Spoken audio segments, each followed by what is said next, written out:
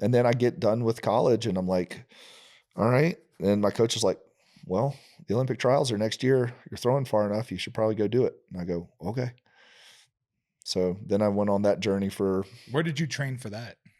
In a gravel parking lot, or behind Sorinex. So I was working 50 or 60 hours a week at Sorinex. And then at 5 or 5:30, I would become a professional athlete. What would those work days look like? They sucked. They sucked because you get there early. You know, you're designing equipment, you're selling, you're working it was only Dad and I. Yeah. So, you're doing all that crap. And then, like I would compete because I didn't have the budget to be going everywhere to compete, but you couldn't compete at home all the time. So I would say like, okay, I sold Ohio State 10 power racks and I knew they were going to need their install within March. Well, then I'd look and find when a meet and like, Ohio State has a meet on March 8th. Okay. Well, then I'd work it through the schedule where I could install their power racks on March 7th. So I could use the money for the install to drive up. And so I would load all the power racks in a trailer. I'd drive through the mountains and get up to Ohio State. I'd pay one of my other buddies cash to help me unload it. And then he and I would go compete and we'd split a hotel room and then we'd go compete in the meet the next day. And like, that was my career. Like, and I look and I'm like, well, if you're really, really trying to be good, you could probably do a little differently than that. It's probably not optimal. I was going to say, it doesn't sound like you're optimizing. No, I worked 14 hours yesterday after a 10-hour drive in the snow. But yeah, no, I'll be super fresh tomorrow. Yeah, it had some Carl's Jr. on the way. Carl's Jr. on the way. Yeah, exactly. And you get done competing and then all the other throwers want to go out and you're like, yeah, let's go out for happy hour. And then, you burn it back home on Sunday afternoon and you do it again. You train, during you get off work and you go and throw for 2 hours and you go and lift for 2 hours. You get home at 9:00 that night and you just do it. And I threw by myself in a field for 5 years. Wow. Just by myself. And when you tried out for the trials, like how did that go? Well, so my first trials, I missed finals by a centimeter. Oh, yeah. Not optimal. oh. Yeah. But that feeling probably fucking sucked. Yeah. I know what it's like to just miss. Yeah. I was in Sacramento and but it's all the other stresses, right? You're like, you and your dad are running a business. It's super stressful and you're installing all the time. You're doing the labor and everything. And then you're supposed to switch gears. Was your dad making all the equipment? We were not making it at the time, like ourselves anymore. We had one manufacturer making it and then we were in the facility with our other manufacturer making it. Okay. So we were in it and around it all the time. So, sometimes you're supposed to train that day and you'd be in the shop and, sometimes we're drilling stuff, grinding stuff. And then you look up at 7:30 that night and you're like, well, guess I don't get to train today. Okay. And then maybe you walk in the gym and try to do 5 sets of squats real fast before you go to home because it's better than not. Yeah. And so that was like the training. Right. And so the first time, winning the trials, I'd already torn up my knee a bit and I was kind of limping coming into the meet and missed. Oh, you mean because you were fucking working all day and then going and doing 5 sets of heavy squats and then sure worked great. Your knee was sore? Hindsight's 20/20.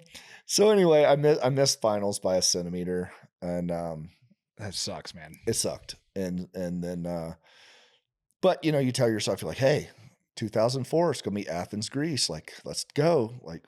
But then you realize you're signing up for 4 more years, a college career of no one gives a shit for the next 4 years. And you're like, I'm going to sit out in a field by myself and coach myself with a video camera. And then I'm going to go home and I'm going to plug it into my TV and I'm going to watch it. And I'm going to write down all the things I need to work on. And then tomorrow when I go to train, I'm going to try to do it again. And then I'm going to lift weights and I'm going to try to get stronger. And I'm also going to try to keep my business going and open because those were super hard years. And I'm going to do that for another 4 years. And then, what would you say the hardest part about those years? Like, as far as, was it the selling? Was it the, it was just because you're building a brand. You're building a brand and you can't prioritize that many things.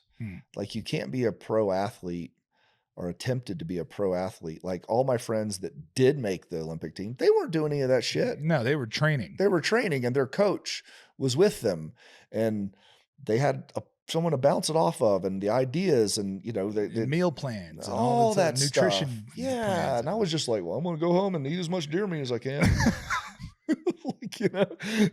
And then I'm like, yeah, but I got to drive to wherever tomorrow to go visit sales thing. And I got to go up to Duke tomorrow, try to win their room.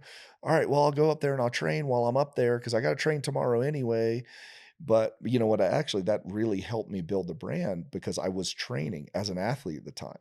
So every sales call I was making, I just realized, well, I'm going to be in a weight room. I might as well, I'd do a call, or sometimes I would even like call it a sales call. I would just show up and go, hey, do you mind if I train? I'm in town. And every coach is not going to be a dick. They're going to be like, oh yeah, you get in there. Yeah. Well, then you move in some real weight, you show you know what you're doing. And I had a couple of the coaches go, no other sales guys ever walked in here and squatted 500 pounds. Yeah. And I go, oh, I wasn't showing off. I just had to today. And they're like, oh, so you know what the fuck you're talking about. And so that built the brand. Everyone knew what my dad had done. Oh, that's cool. But they saw me doing it in real time. Yeah. And then so my customer base started becoming fans of me and my sport. And so they wanted to see me win, because they're like, wait, where? I said, well, I gotta throw this weekend over here. Like, I'm at Duke. And they go, well, should I walk you out there and watch you? That sounds cool. And then they're like, oh, and then I would start hearing from our customers, like, you're the only guys that actually train. Yeah. And then that was like, oh, I'm building a brand unknowingly, that like, we're the guys who actually train, and not just workout bro sesh. It's like, you're actually trying to go be a world-class athlete. Yeah. And then we would have great conversations. We would be talking about cutting edge stuff, because what I started doing, I was getting to see behind all the curtains of I would talk shop with everyone, and the better European coaches and the Canadian coaches and the so-and-so athletes. So I was getting the information from everyone, because I was digging, trying to find my success. Mm-hmm. I was trying to flip over every rock possible to how do I get on an Olympic team. Well, when you get to talk to those kind of strength coaches and and those guys, the knowledge that gets spewed at you probably is just like overwhelming. And what I realized was, as long as someone knew a whole bunch, I would take them out to dinner wherever they wanted to go. I give them all the drinks they wanted, and I would just pick their brain. So that was, I look at a big part of my training advantage, but also business advantage. Unknowingly, it was huge, because I was the only guy in the industry doing it. Yeah, you probably didn't even think about it. I didn't even think about it. You're now, just like, I'm just trying to get a workout in. A couple years in, I started seeing, like, and I'd hear what people would say, and like, people would cite us when they were at their, like, the national conventions talking, hey, blah, blah, blah, Bert came by. And by the way, if you're ever watching, those guys really actually know what they're doing training wise. And if you ever get a chance for them to come by your place, you really, I was like, oh, we're building a brand of the guys who really know what's going on. Yeah. And so that, of course I'm not stupid. I understood how that worked. So that was kind of like the proving ground of those early days, that built the base. And then when we started hiring other people with us, I would just hire athletes, guys that I'd competed against. So I knew their competitiveness. I knew their tenacity. I knew their resilience. I knew if they're a good dude to be around. And it's like, hey, so the first outside guy I hire is Dan McKim, 4-time world champion in the Highland Games. And he's a great guy. And then Aaron Osmus, national champion and a legendary strength coach. And so, like, we all kind of came from that same nest. Well, they're all the guys I competed against. So we all had mutual respect. And then we built the brand very quickly of, these are young guys that all of them know how to train. They're not only a resource for equipment, they're a resource of, like, a wealth of knowledge. And it's not that we're that smart. I just get to talk to everybody. I got to talk to everybody. Like, I would go up and hang out with Louis Simmons. I'd go over here and hang out with so-and-so. And I got to see behind every curtain.